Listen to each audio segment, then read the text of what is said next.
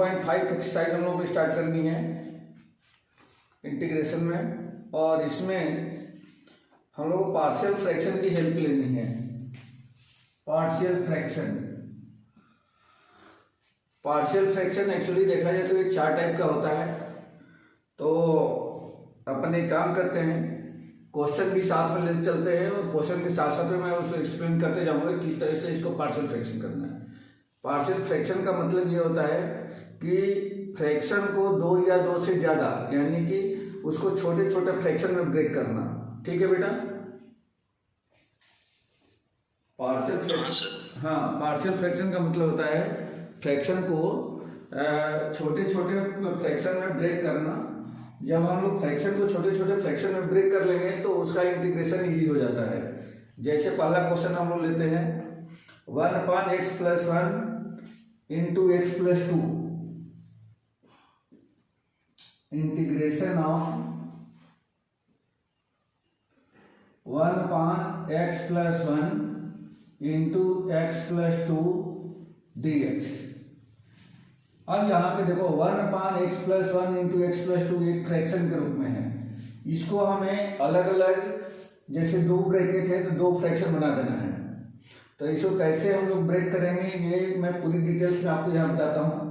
मान लेंगे इसको लेट 1 बिना इंटीग्रेशन का हमने ले लिया 1/x+1 into x+2 equal to, एक जैसे एक ब्रैकेट ये है तो हम यहाँ पे एक कांस्टेंट लगाएंगे और इसके अपान में लिख देंगे x+1।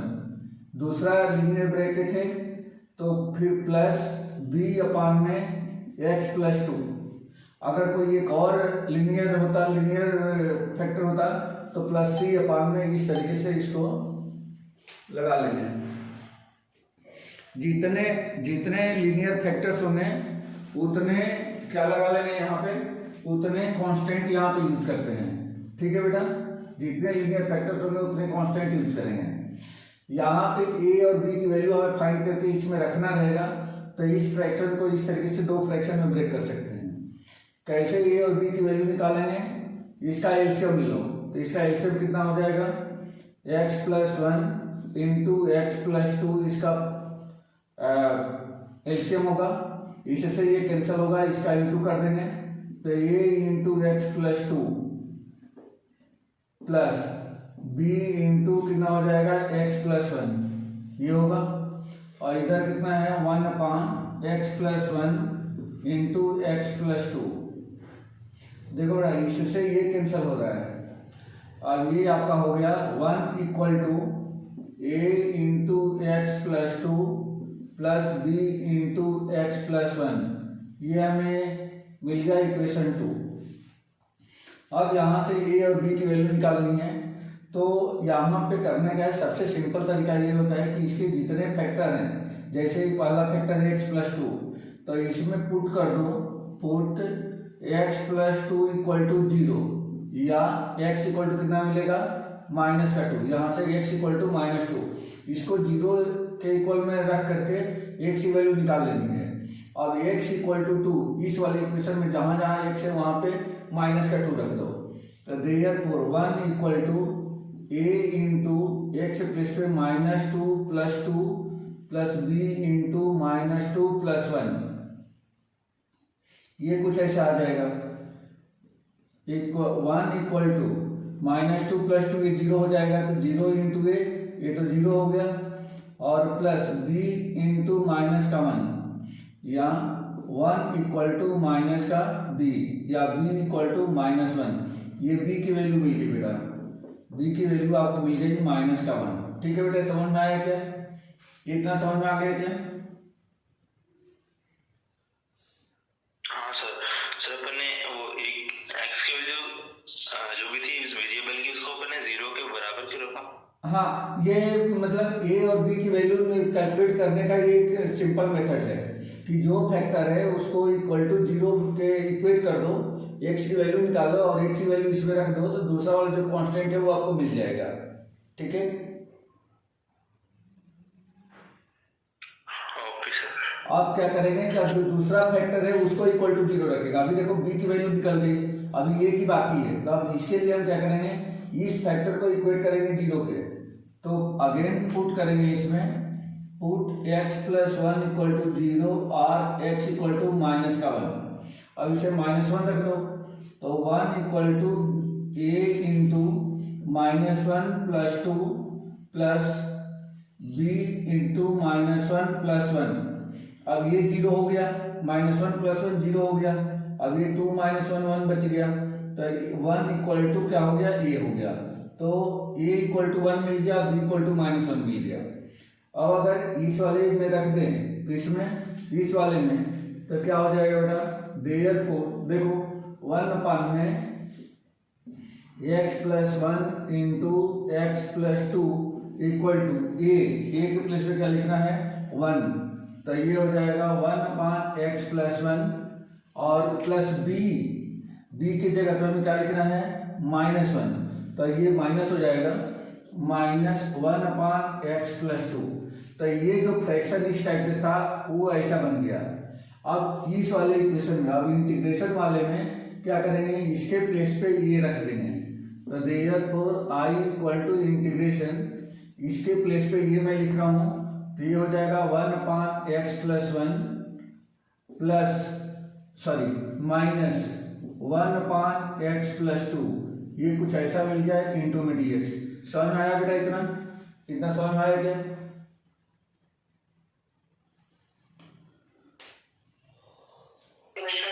सर अपन ने बस वैल्यू पुट कर दी, x और b की फाइंड कर दिया, सॉरी a और b की वैल्यू फाइंड करके अपन ने सिर्फ पुट कर दी ना वैल्यू इक्वेशन में। हाँ, यहाँ पे मैं इसको एक बार बता रहा हूँ, ये कंप्लीट कर दूं, अभी समीर भी आया है तो मैं एक बार फिर इसको रिपीट कर रहा हूँ, ठीक है।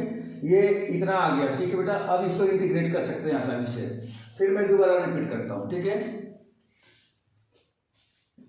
अब देखो बेटा, ये दोनों अलग अलग इंटीग्रेटिंग फैक्टर बन जाएंगे, 1 upon x plus 1 into d x minus integration 1 upon x plus 2 into में डी एक्स, ये कुछ ऐसा बन जाएगा। अब इसका इंटीग्रेशन क्या होगा, तो देखो बेटा 1/x के फॉर्म में है, तो 1/x का जैसे log x होता था इंटीग्रेशन, तो 1/x प्लस 1 का क्या हो जाएगा, log ऑफ x प्लस 1 होगा, और x प्लस 1 का d/dx करके डिफरेंशिएट करके इसके अपान में लिखेंगे, लेकिन x का 1 होगा, 1 का 0 होगा, तो 1 लिखने से सेम आ जाएगा, छोड़ देंगे, माइनस ये कितना हो जाएगा, log ऑफ x प्लस 2 हो जाएगा, प्लस में c। अब इसमें log m minus log n की आइडेंटिटी लगा देंगे, तो log m minus log n क्या होता है, log m minus log n, ये होता है log m अपान में n, ये होता है, तो ये कितना हो जाएगा, log of x plus 1 upon में x प्लस 2 प्लस का c, यही आंसर हो जाएगा बेटा इसका, ये आंसर हो जाएगा, ठीक है, ये आंसर हो जाएगा। अब चलिए मैं इसको फिर शुरू से बता रहा हूं, एक बार रिपीट कर रहा हूं।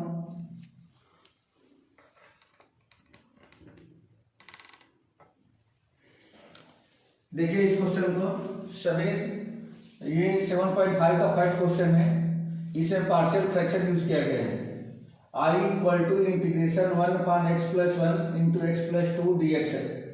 तो इसमें जो ये 1 अपान में x plus 1 into x plus 2 है, इसको पार्शियल फ्रैक्शन किया गया है। पार्शियल फ्रैक्शन का मतलब होता है कि इसको छोटे छोटे फ्रैक्शन में ब्रेक करना, तोड़ना।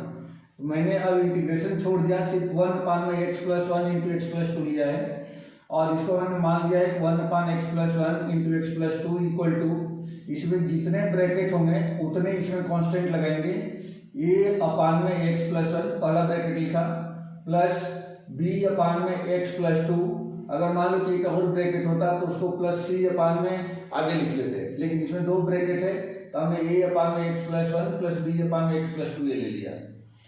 ए प्लस ए और बी की वैल्यू फाइंड करने के लिए इसका एलसीएम लिया है राइट साइड का, तो राइट साइड का एलसीएम कितना हो जाएगा, x plus 1 into x plus 2, इसका इंटू इसमें कर देंगे तो a into x plus 2 plus b into x plus 1, ये हो जाएगा। अब यहाँ से देखो ये और ये दोनों सेम है, ये इसका डायमीटर ही है, यही एलसीएम के बराबर है, तो ये दोनों कैंसिल हो जाएंगे, क्योंकि भेजेंगे तो ऊपर जाएगा, इसे ये कैंसिल हो गया। 1 equal to a into x plus 2 plus b into x plus one. ये एक सिंपल इक्वेशन बन के आ गया। अब इसी इक्वेशन की हेल्प से हमें ए और बी की वैल्यू फाइंड करनी है। ए और बी की वैल्यू फाइंड करने के लिए जो सबसे सिंपल तरीका है कि यदि फैक्टर्स लीनियर हो तो उन लीनियर फैक्टर्स को इक्वल टू जीरो के इक्वेट करो, एक्स की वैल्यू निकालो और इसमें रख दो, तो आपको किसी न किसी कांस्टेंट की वैल्यू मिलती जाएगी। तो जैसे यहाँ पे मैंने पहले एक्स प्लस टू लिया है, put x plus two equal to zero, या यहाँ से x इक्वल टू क्या हो जाएगा, 2 को ट्रांसफर कर दिया तो -2। अब x इक्वल टू -2 इस पूरे इक्वेशन में रख दो। तो जैसे यहाँ पे 1 equal to a into x, यहाँ पे -2 plus 2 plus b into x plus में -2 प्लस 1 इक्वल टू ये तो हो गया 0 प्लस b इंटू यहाँ से -1 आ जाएगा, यानी कि -b हो गया। -b इक्वल टू 1 या b equal to minus sign इधर आ गया तो b इक्वल टू -1 हो गया। अब ये b की वैल्यू तो हमने निकाल लिया, अभी ये बाकी है। अब इसके लिए जो दूसरा फैक्टर बचा हुआ है x प्लस 1, उसको इक्वल टू 0 करेंगे। तो put x plus 1 equal to 0, या x इक्वल टू 1 को उधर भेज दिया तो -1। तो अब यहाँ पे फिर इसमें रखो तो 1 equal to a into x plus पे -1 रखना है, तो -1 प्लस 2 फिर plus b into x plus पे -1 प्लस 1। अब देखो 1 -1 ये 0 हो जाएगा, यानी कि b 0 हो गया। अब यहाँ बच जाएगा ये, तो 2 - 1 1 हो जाएगा। 1 into a equal to 1, a equal to 1 मिल गया। तो a equal to 1, b equal to -1 आप इसमें रख दो यहाँ पे। तो देखो बेटा 1/x plus 1 into x plus 2, 1/x plus 1 into x plus 2 equal to a के प्लेस पे क्या लिखना है 1, तो ये हो जाएगा 1/x प्लस 1 प्लस b, तो यहाँ पे b के प्लेस पे क्या लिखना है -1, तो ये -1/x प्लस 2। और यहीं पे चाहो तो आप इंटीग्रेशन का यदि साइन लगा दो तो ये कुछ आपका ऐसा बन गया है, ये ऐसा बन गया है, ठीक है। अब ये लेफ्ट साइड वाला आपका क्वेश्चन हो गया, राइट साइड वाला क्या हो जाएगा, अब राइट साइड को आपको इंटीग्रेट करना है। अब ये दो इंटीग्रेटिंग फैक्टर बन गया, 1/x plus 1 minus 1/x plus 2, इसका 1/x प्लस 1 का इंटीग्रेशन माइनस 1/x प्लस 2 का इंटीग्रेशन। आप लोग जैसे कि जानते हो कि 1/x का जो इंटीग्रेशन होता है वह क्या होता है, log ऑफ x होता है, log ऑफ x होता है। यही आइडेंटिटी मैंने यहाँ पे लगा दिया है। 1/x प्लस 1 का integration log x plus 1 minus 1/x plus 2 का integration log x plus 2 plus में c। अब यहाँ पे एक log रूल होता है, log m minus log n equal to होता है log m अपान n। तो ये पूरा x प्लस 1 m के प्लेस पे है, x प्लस 2 n के प्लेस पे है, तो log m अपान में n, यानी कि x plus 1 upon x plus 2 plus का c। यही इसका आंसर है। ठीक है बेटा, ये समझ में आ गया, समझ में आ गया। एक दो क्वेश्चन करेंगे, समझ में आने लगेगा, ठीक है।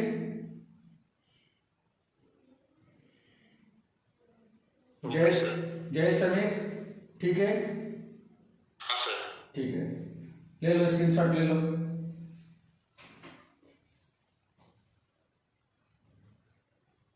हो गया सर। ठीक है।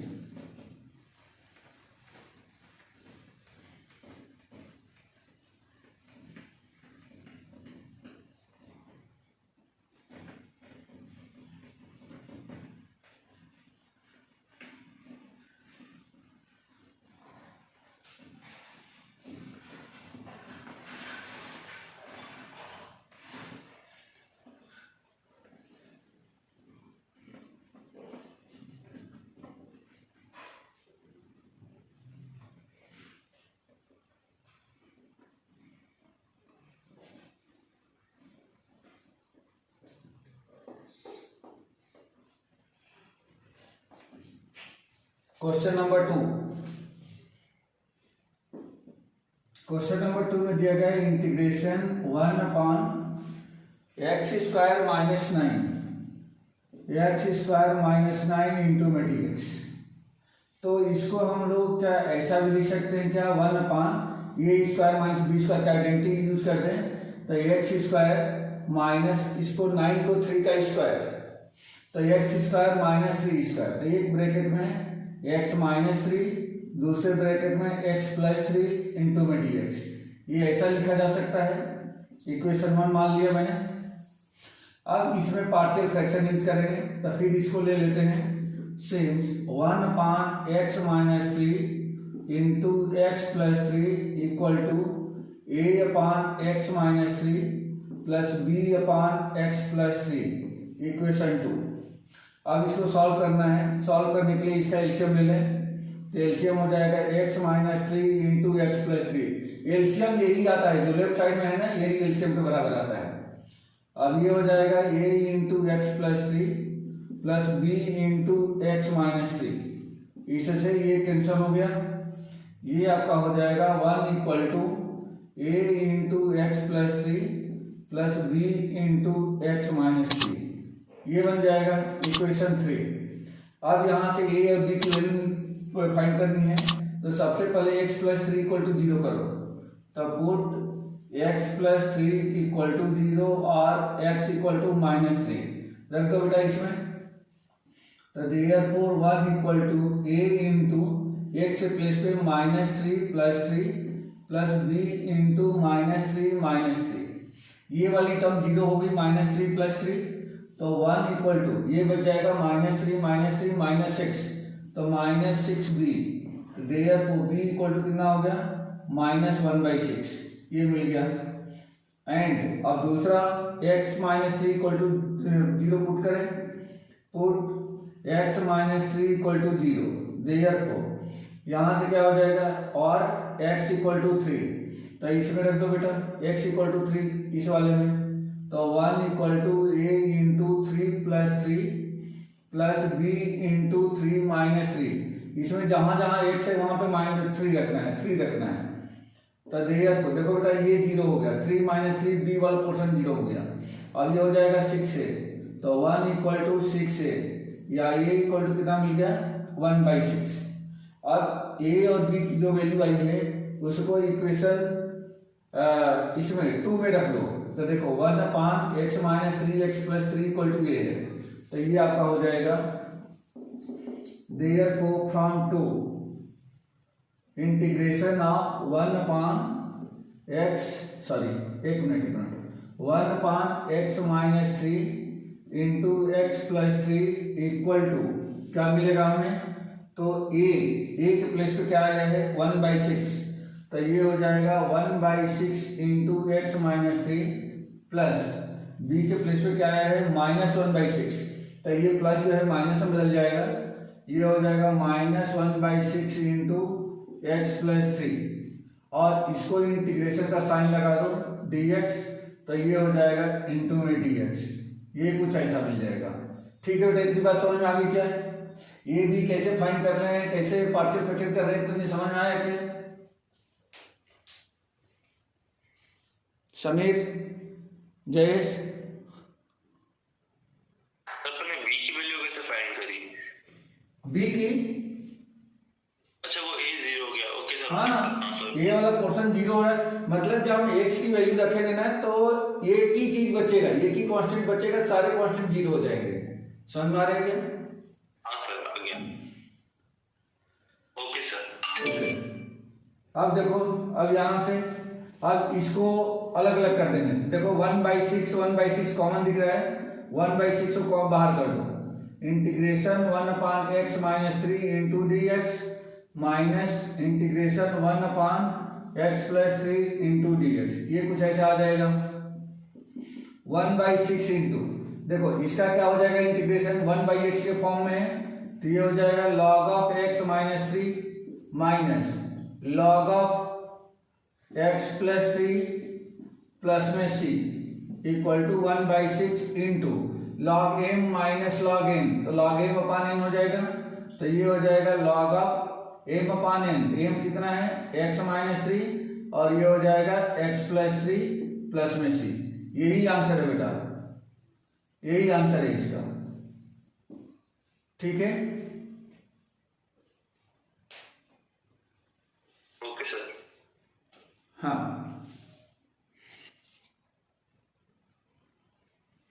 समीर,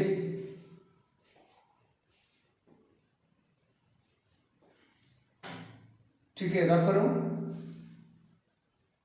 हाँ sir.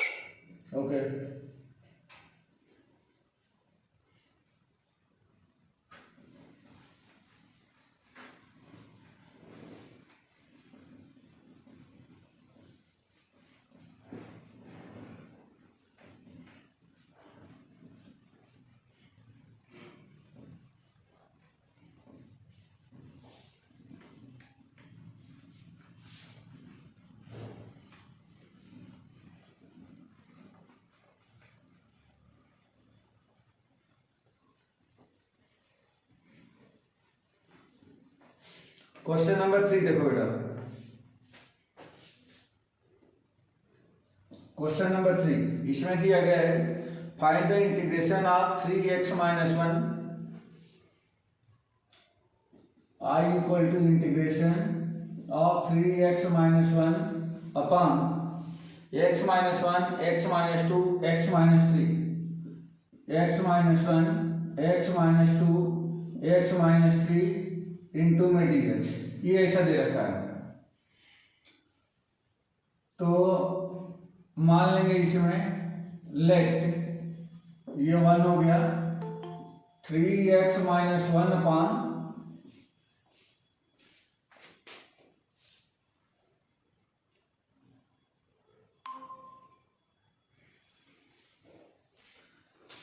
3x minus 1 upon x minus 1 into x minus 2 into x minus 3 equal to, देखो बेटा इसमें 3 लीनियर फैक्टर हैं, तो पहले के साथ में a अपॉन में x माइनस 1 प्लस दूसरे लीनियर फैक्टर के लिए b अपॉन एक्स माइनस 2 और तीसरे लीनियर फैक्टर के लिए c अपॉन एक्स माइनस 3। ये इस तरह से हमने 3 में यहाँ पे लीनियर फैक्टर्स हैं तो 3 कांस्टेंट लगा दिए। अब इनका क्या करेंगे, एलसीएम ले लो, तो एलसीएम लोगे तो एलसीएम इन तीनों का प्रोडक्ट आएगा, तो इन तीनों का प्रोडक्ट जो है इससे कट जाएगा। डायरेक्ट मैं लिख देता हूँ 3x minus 1 equal to LCM से इसका एलसीएम कट गया, ये इंटू में क्या बच जाएगा x minus 2 into x minus 3 plus b into x minus 2 into x minus 3 sorry b into x minus 1 आएगा, क्योंकि x माइनस 2 से x माइनस 2 कैंसिल हो जाएगा, x minus 1 into x minus 3 plus c into x minus 1 into x minus 2, ये मिल जाएगा बेटा। ठीक है, अब a b c की वैल्यू फाइंड करने के लिए हम क्या करेंगे, पुट करेंगे बारी बारी से हर फैक्टर को अलग अलग एक एक बार जीरो करेंगे। Put x minus 2 equal to 0 और x इक्वल टू 2, देयरफॉर अगर x इक्वल टू 2 रखे इसमें तो ये हो जाएगा 3 इंटू 2 माइनस 1 इक्वल टू, देखो बेटा 2 यहाँ पर रखेंगे तो 2 माइनस 2 यानी कि ये पूरी टर्म जीरो हो जाएगी, 2 यहाँ पर रखेंगे तो 2 माइनस 2 ये पूरी टर्म जीरो हो जाएगी, सिर्फ b की वैल्यू मिलेगी, तो b इंटू कितना हो जाएगा 2 माइनस 1 इंटू 2 माइनस 3, अब ये हो जाएगा 3 2 जा 6 माइनस 1 5 हो गया, और ये 2 minus 1 1 minus 2 minus 1 into plus 1 1 यानी कि माइनस का b हो गया, तो b इक्वल टू कितना मिल गया, b इक्वल टू मिल गया माइनस का 5, b इक्वल टू मिल गया माइनस का 5, ये b की वैल्यू मिल गई।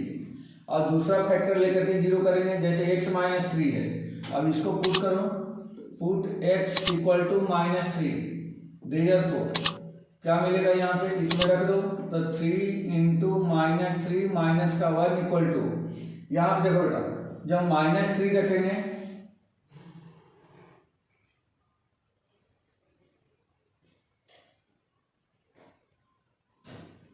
एक मिनट सॉरी गलत हो रहा है ना, put x equal to minus 3 नहीं होगा, x minus 3 equal to 0, x minus 3 equal to 0 और x इक्वल टू 3 आएगा, तो जब x इक्वल टू 3 रखेंगे, हाँ x इक्वल टू 3 आएगा, तो जब इसमें 3 रखेंगे तो 3 इंटू 3 माइनस 1 इक्वल टू, देखो बेटा जब यहाँ पे 3 माइनस 3 करेंगे तो ये a वाली टर्म पूरी जीरो हो जाएगी, जब यहाँ पे रखेंगे 3 माइनस 3 तो b वाली टर्म पूरी जीरो हो गई, c बचेगा, तो c into 3 minus 1 into 3 minus 2, 3 minus 1 into 3 minus 2, calculate कर दो, 3 इंटू 3 9 माइनस 1 ये 8 हो गया, इक्वल टू 3 माइनस 1 2 3 माइनस 2 1, तो 2 इंटू 1 2 यानी कि 2c, तो देयरफॉर c इक्वल टू कितना मिल गया 4।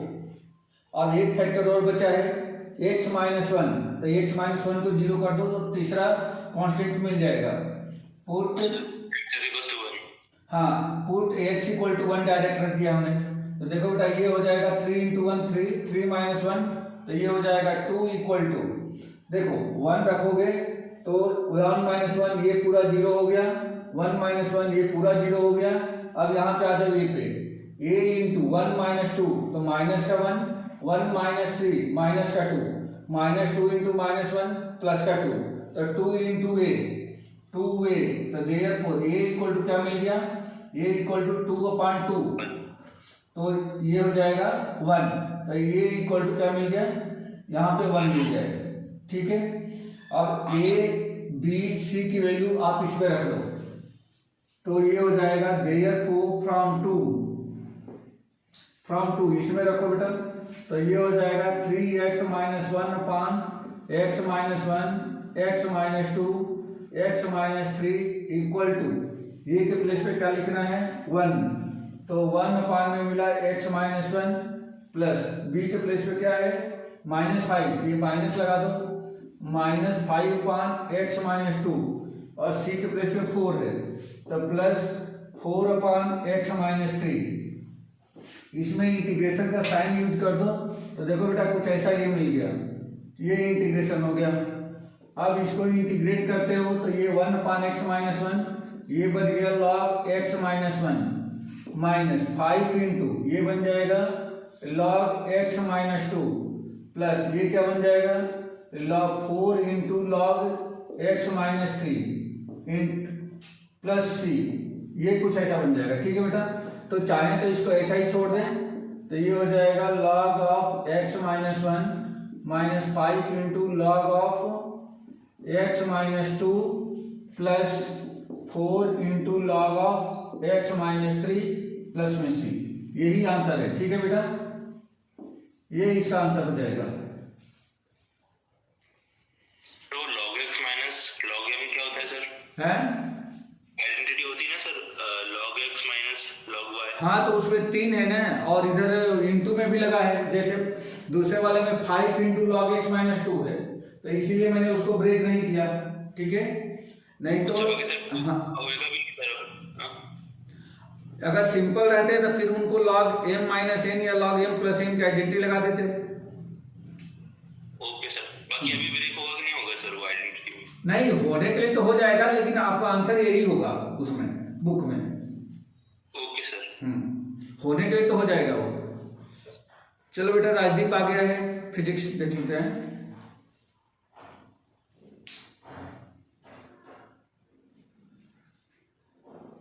ठीक है।